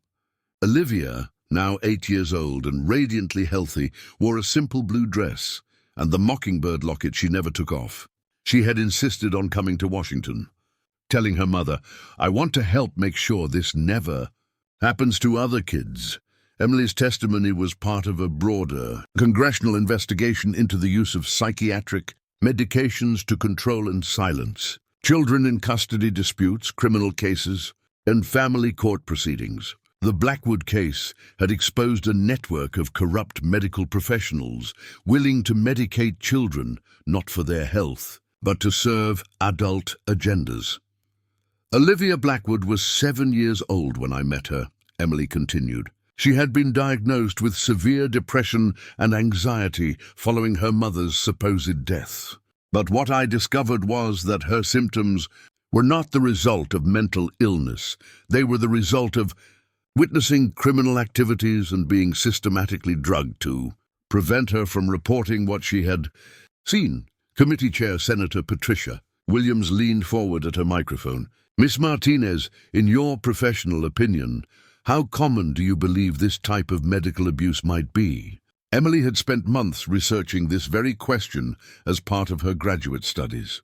"Senator, our preliminary research suggests that medical coercion of child witnesses may be far more common than anyone realized. We've identified at least 47 cases in the past 5 years where children in high-stakes custody or criminal cases were placed on psychiatric medications that their symptoms didn't warrant." A murmur ran through the hearing room. 47 cases, 47 children potentially silenced by adults who should have protected them. "And what long-term effects did you observe in Olivia's case?" "The effects were devastating, but thankfully largely reversible once she was removed from the harmful environment and inappropriate medications.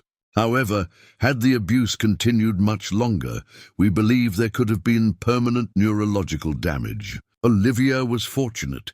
Many children in similar situations may not be." Senator Williams nodded gravely. "Would you tell the committee about the current legislation you're supporting?" Emily straightened, thinking of all the children still trapped in situations like Olivia's had been. The Child Medical Protection Act would require independent medical review for any psychiatric medication prescribed to children involved in criminal or custody proceedings. It would also mandate that children have access to confidential advocates, people trained to recognize the difference between legitimate medical treatment and coercive control. After Emily's testimony, Victoria was called to speak. Emily watched from the witness table as her friend approached the microphone with the same quiet strength she'd shown throughout their ordeal. "My name is Victoria Blackwood," she began, her voice steady despite the emotion Emily could see in her eyes. "For 18 months, I was presumed dead while my daughter was systematically abused by the very people society trusted to protect her. I want to tell you about the cost of silence and the price of speaking truth." Victoria's testimony was devastating in its clarity. She described the careful planning required to fake her own death, the agony of watching from a distance as her daughter was drugged into compliance, and the network of corrupt officials who made the conspiracy possible. "My daughter saved herself," Victoria concluded, her voice breaking slightly. "But she should never have had to. No child should have to choose between safety and truth. No child should have to pretend to be unconscious to survive." When Olivia finally took the stand, the entire hearing room fell silent. At 8 years old, she was articulate and poised, but she was still unmistakably a child, a fact that made her testimony all the more powerful. "I want other kids to know they don't have to be quiet if adults are doing bad things," Olivia said into the microphone, her legs swinging from the adult-sized chair. "Sometimes grown-ups make mistakes, and sometimes they do scary things on purpose. But there are always good grown-ups who will help if you can find a way to tell them the truth." Senator Williams asked gently, "Olivia, what would you want to say to other children who might be in situations like yours was?" Olivia thought for a moment, her dark eyes serious. "I would tell them to remember that love is real, even when bad things happen. And I would tell them to find someone like Miss Emily, someone who listens to kids and believes them when they say something is wrong." The hearing room was completely silent. Emily felt tears streaming down her face as she watched this brave little girl, who had survived systematic abuse and medical coercion, use her voice to protect other children. "And what would you tell the adults who are listening today?" I would tell them that kids are smarter than they think. We see things and remember things even when medicine tries to make us forget. And we deserve to be safe and to have people who love us fight for us, even when it's scary. The impact of the hearings was immediate and far-reaching. Within 6 months, the Child Medical Protection Act was passed with bipartisan support. Medical review boards were established in all 50 states to oversee psychiatric treatment of children involved in legal proceedings. And perhaps most importantly, training programs were implemented to help teachers, social workers, and other professionals recognize signs of medical coercion. Emily completed her master's degree in child psychology and opened a specialized practice focusing on children who had experienced medical abuse or coercive control. Her waiting list stretched for months, filled with families desperate for someone who understood the complex trauma their children had endured. The Blackwood case had also exposed widespread corruption in Chicago's medical and legal communities. Dr. Hartwell, who had cooperated fully with federal investigators, received a reduced sentence and now worked with Emily's practice, providing medical expertise for children recovering from inappropriate psychiatric treatment. His own daughters had become advocates for medical ethics, speaking at conferences about the importance of standing up to coercion even when families were threatened. Carlos, the gardener who had risked everything to help save Olivia, was granted permanent residency in the United States and hired by the FBI as a consultant on domestic abuse cases. His intimate knowledge of how criminal organizations operated within seemingly respectable households proved invaluable in uncovering other cases of family-based crime rings. Agent Sarah Chen was promoted to head the FBI's new Child Protection Task Force, a specialized unit dedicated to investigating cases where children were being silenced or controlled to protect adult criminal activities. The task force had already rescued dozens of children and dismantled several organized crime operations that had been using family members as unwitting shields. But for Emily, the most meaningful impact was watching Olivia thrive as she grew into her voice and her power.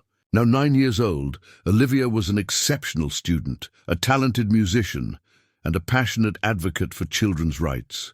She and Victoria had moved back to Chicago, where Victoria worked with the FBI as a consultant on financial crimes, and Olivia attended a school that specialized in supporting children who had experienced trauma. On a warm spring evening, Emily sat in Victoria and Olivia's backyard garden, watching Olivia tend to the flowers she had planted in memory of the grandmother she had never met but had learned about through Victoria's stories. The garden was vibrant with color, yellow marigolds like the ones from Olivia's dreams, purple lavender that reminded her of her mother's perfume, and white roses that symbolized new beginnings. "Miss Emily," Olivia said, looking up from where she was watering a patch of wildflowers, "do you think Daddy ever understood that what he did was wrong?" "Indeed." It was a question Olivia asked periodically, her young mind still trying to process how a parent could choose money and power over their child's well-being. Emily had learned that honesty, delivered with love and age-appropriate language, was always the best approach. "I think your daddy got lost, sweetheart. He made choices that took him further and further away from love and truth, until he couldn't find his way back. That doesn't excuse what he did, but it helps us understand that people aren't born bad. They choose to do bad things. And some people choose to do good things, even when it's hard," Olivia added, echoing lessons she'd learned from her therapy and from watching the adults in her life make difficult but ethical choices. "Exactly. Like your mama choosing to investigate his crimes even though it put her in danger. Like Carlos helping us escape even though he could have been hurt. Like you choosing to be brave and tell the truth even when you were scared." Olivia nodded thoughtfully, then brightened as an idea occurred to her. "Want to hear the new song I wrote? It's about gardens and how beautiful things can grow even after scary storms." As Olivia began to sing, her clear voice carrying across the garden and into the warm evening air, Emily reflected on the extraordinary journey that had brought them all to this moment. A year and a half ago, Olivia had been a silent, medicated ghost, trapped in a golden cage. Now she was a vibrant, creative child, using her voice to heal herself and help others. The mockingbird had indeed learned to sing again, and her song was changing the world, one note at a time. But more than that, Emily realized.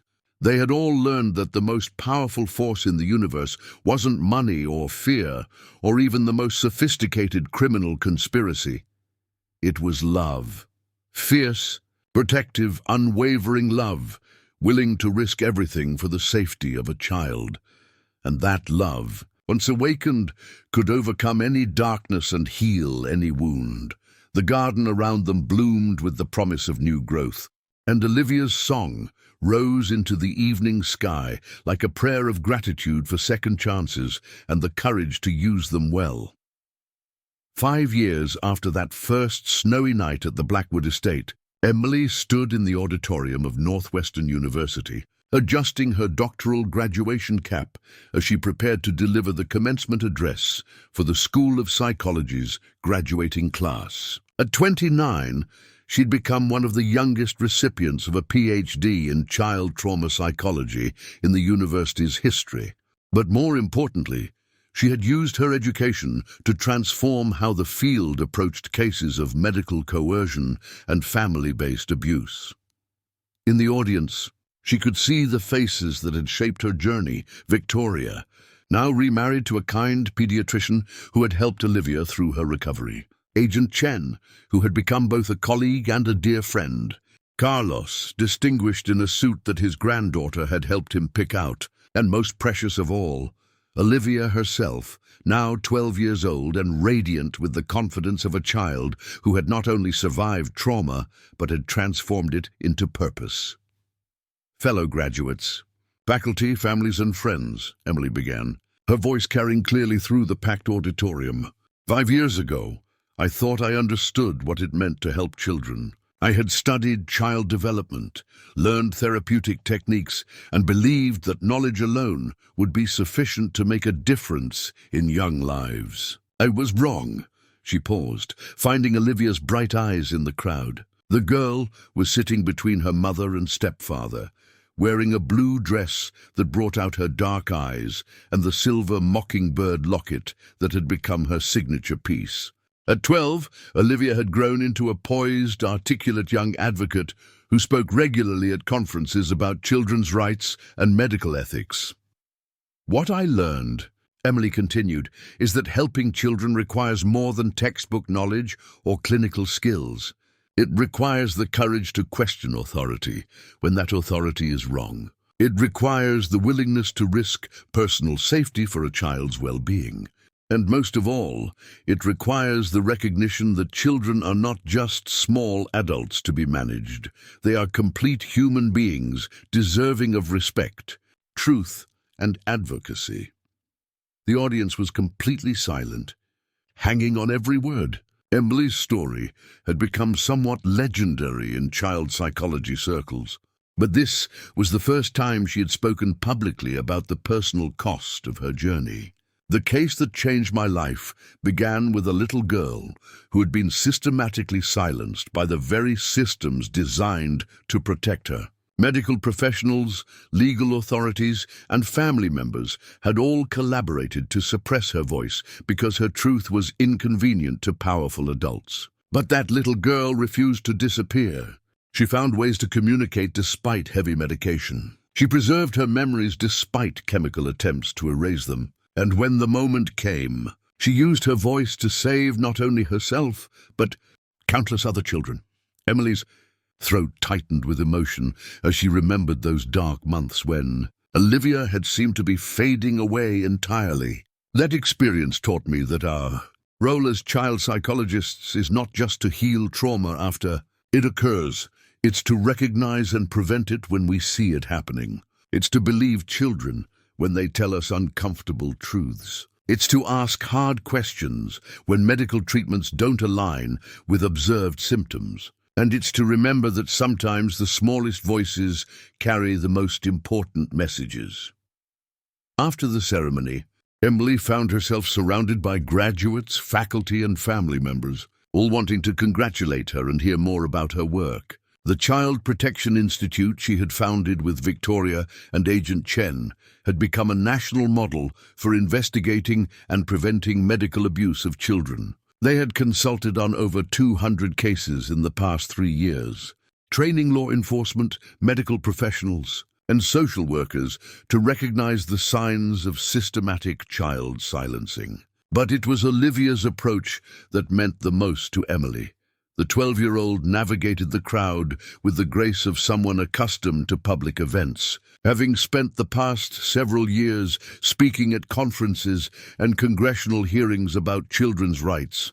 "Dr. Emily," Olivia called out, using the title with obvious pride. "I have something for you." She handed Emily a small wrapped package, her eyes dancing with excitement. "I wanted to wait until after your speech to give it to you." Emily unwrapped the gift carefully, revealing a silver picture frame containing a photograph she had never seen before. It showed her and Olivia in the conservatory of the Blackwood estate, taken during one of their reading sessions. In the photo, Emily was reading aloud while Olivia listened with rapt attention, both of them surrounded by the exotic plants that had provided their only moments of peace in that house of horrors. "Carlos took it with his phone," Olivia explained. "He said he wanted to remember the moment he knew everything was going to be okay. He said he could see in your face that you weren't going to let anything bad happen to me." Emily felt tears prick her eyes as she studied the photograph. She remembered that day. It was just weeks before their escape, when Olivia was heavily medicated and barely responsive most of the time.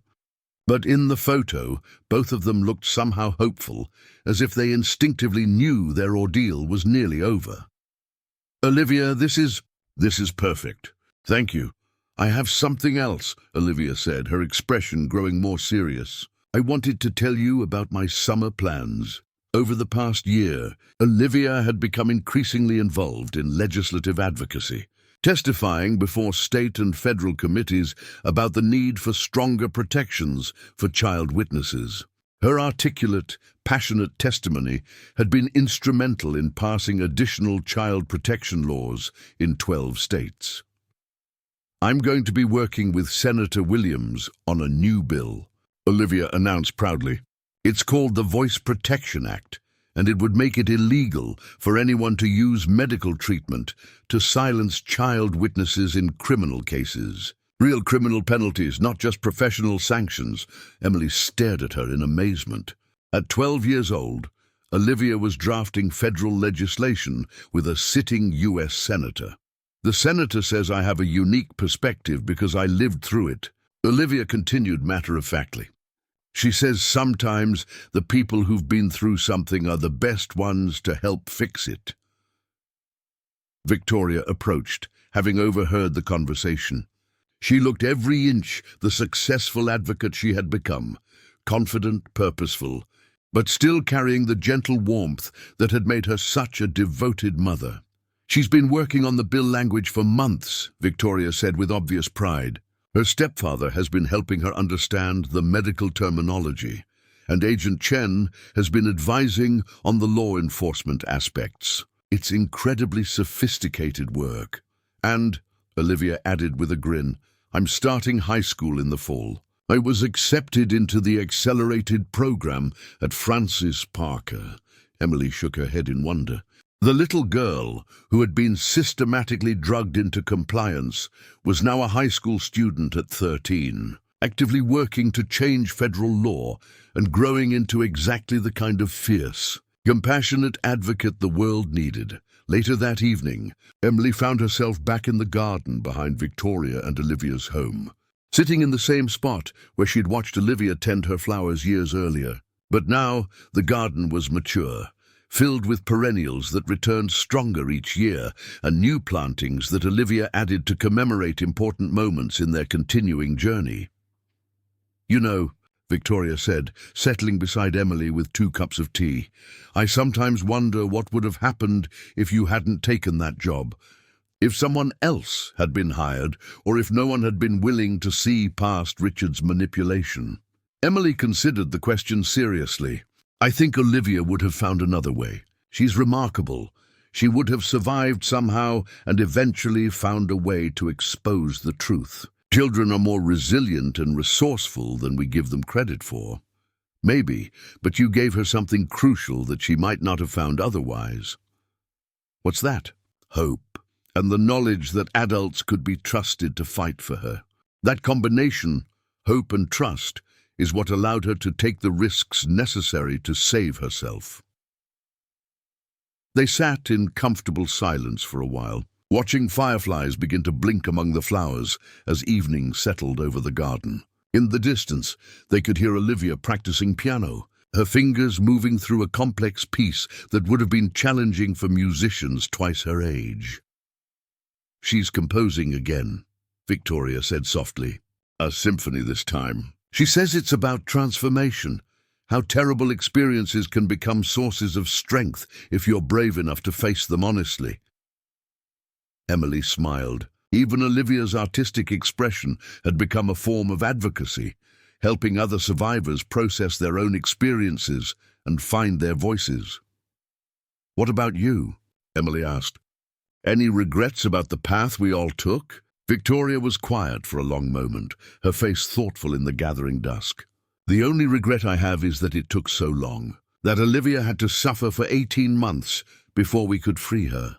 But the outcome—" She gestured toward the house, where the sound of piano music drifted through the open windows. "Look what she's become. Look what we've all become." Sometimes I think the worst experiences of our lives are also the ones that reveal who we truly are. As if summoned by their conversation, Olivia appeared in the garden doorway, backlit by the warm light from inside the house. At 12, she was tall for her age, with the kind of natural grace that spoke to inner confidence rather than external training. "Mom, Dr. Emily, want to hear the new movement I finished? It's called The Mockingbird's Freedom Song." Emily and Victoria exchanged glances, both of them remembering the frightened, medicated child who had once hummed fragments of her mother's lullaby as her only connection to hope. "We'd love to hear it, sweetheart," Victoria replied. As they moved inside to listen to Olivia's latest composition, Emily reflected on the extraordinary journey that had brought them all to this moment. What had begun as a simple nannying job had evolved into a calling that had reshaped not only her own life, but the lives of countless children across the country. The Child Protection Institute continued to grow, training thousands of professionals to recognize and respond to medical coercion. The legislation Olivia had helped draft was making its way through Congress with strong bipartisan support. And perhaps most importantly, a new generation of children were growing up knowing that their voices mattered, that adults could be trusted to listen, and that speaking truth, no matter how difficult, was always worth the cost. As Olivia's music filled the warm evening air, Emily closed her eyes and listened to the complex harmonies that somehow captured both the pain of their shared experience and the triumph of their survival. The melody was sophisticated beyond the composer's 12 years, but it carried an emotional truth that transcended age or training. This was what victory looked like, Emily realized. Not a single dramatic moment of rescue, but years of patient growth, healing, and transformation. The mockingbird had not only learned to sing again, she had learned to compose symphonies that would inspire others to find their own voices. And in a world where children were still vulnerable to those who would silence them for personal gain, Olivia's song served as both warning and promise. Truth would always find a way to be heard, love would always prove stronger than fear, and even the smallest voices could change the world. The music swelled to its conclusion, filling the house with hope and the unshakable knowledge that some victories, once won, could never be taken away. Hit that like button, subscribe to the channel, ring the notification bell. And if you watched all the way to the end, comment "I watched till the end" and share your thoughts about this story. Oh, and don't forget to watch the next video that appears on the end screen. It's really exciting for those of you who made it this far.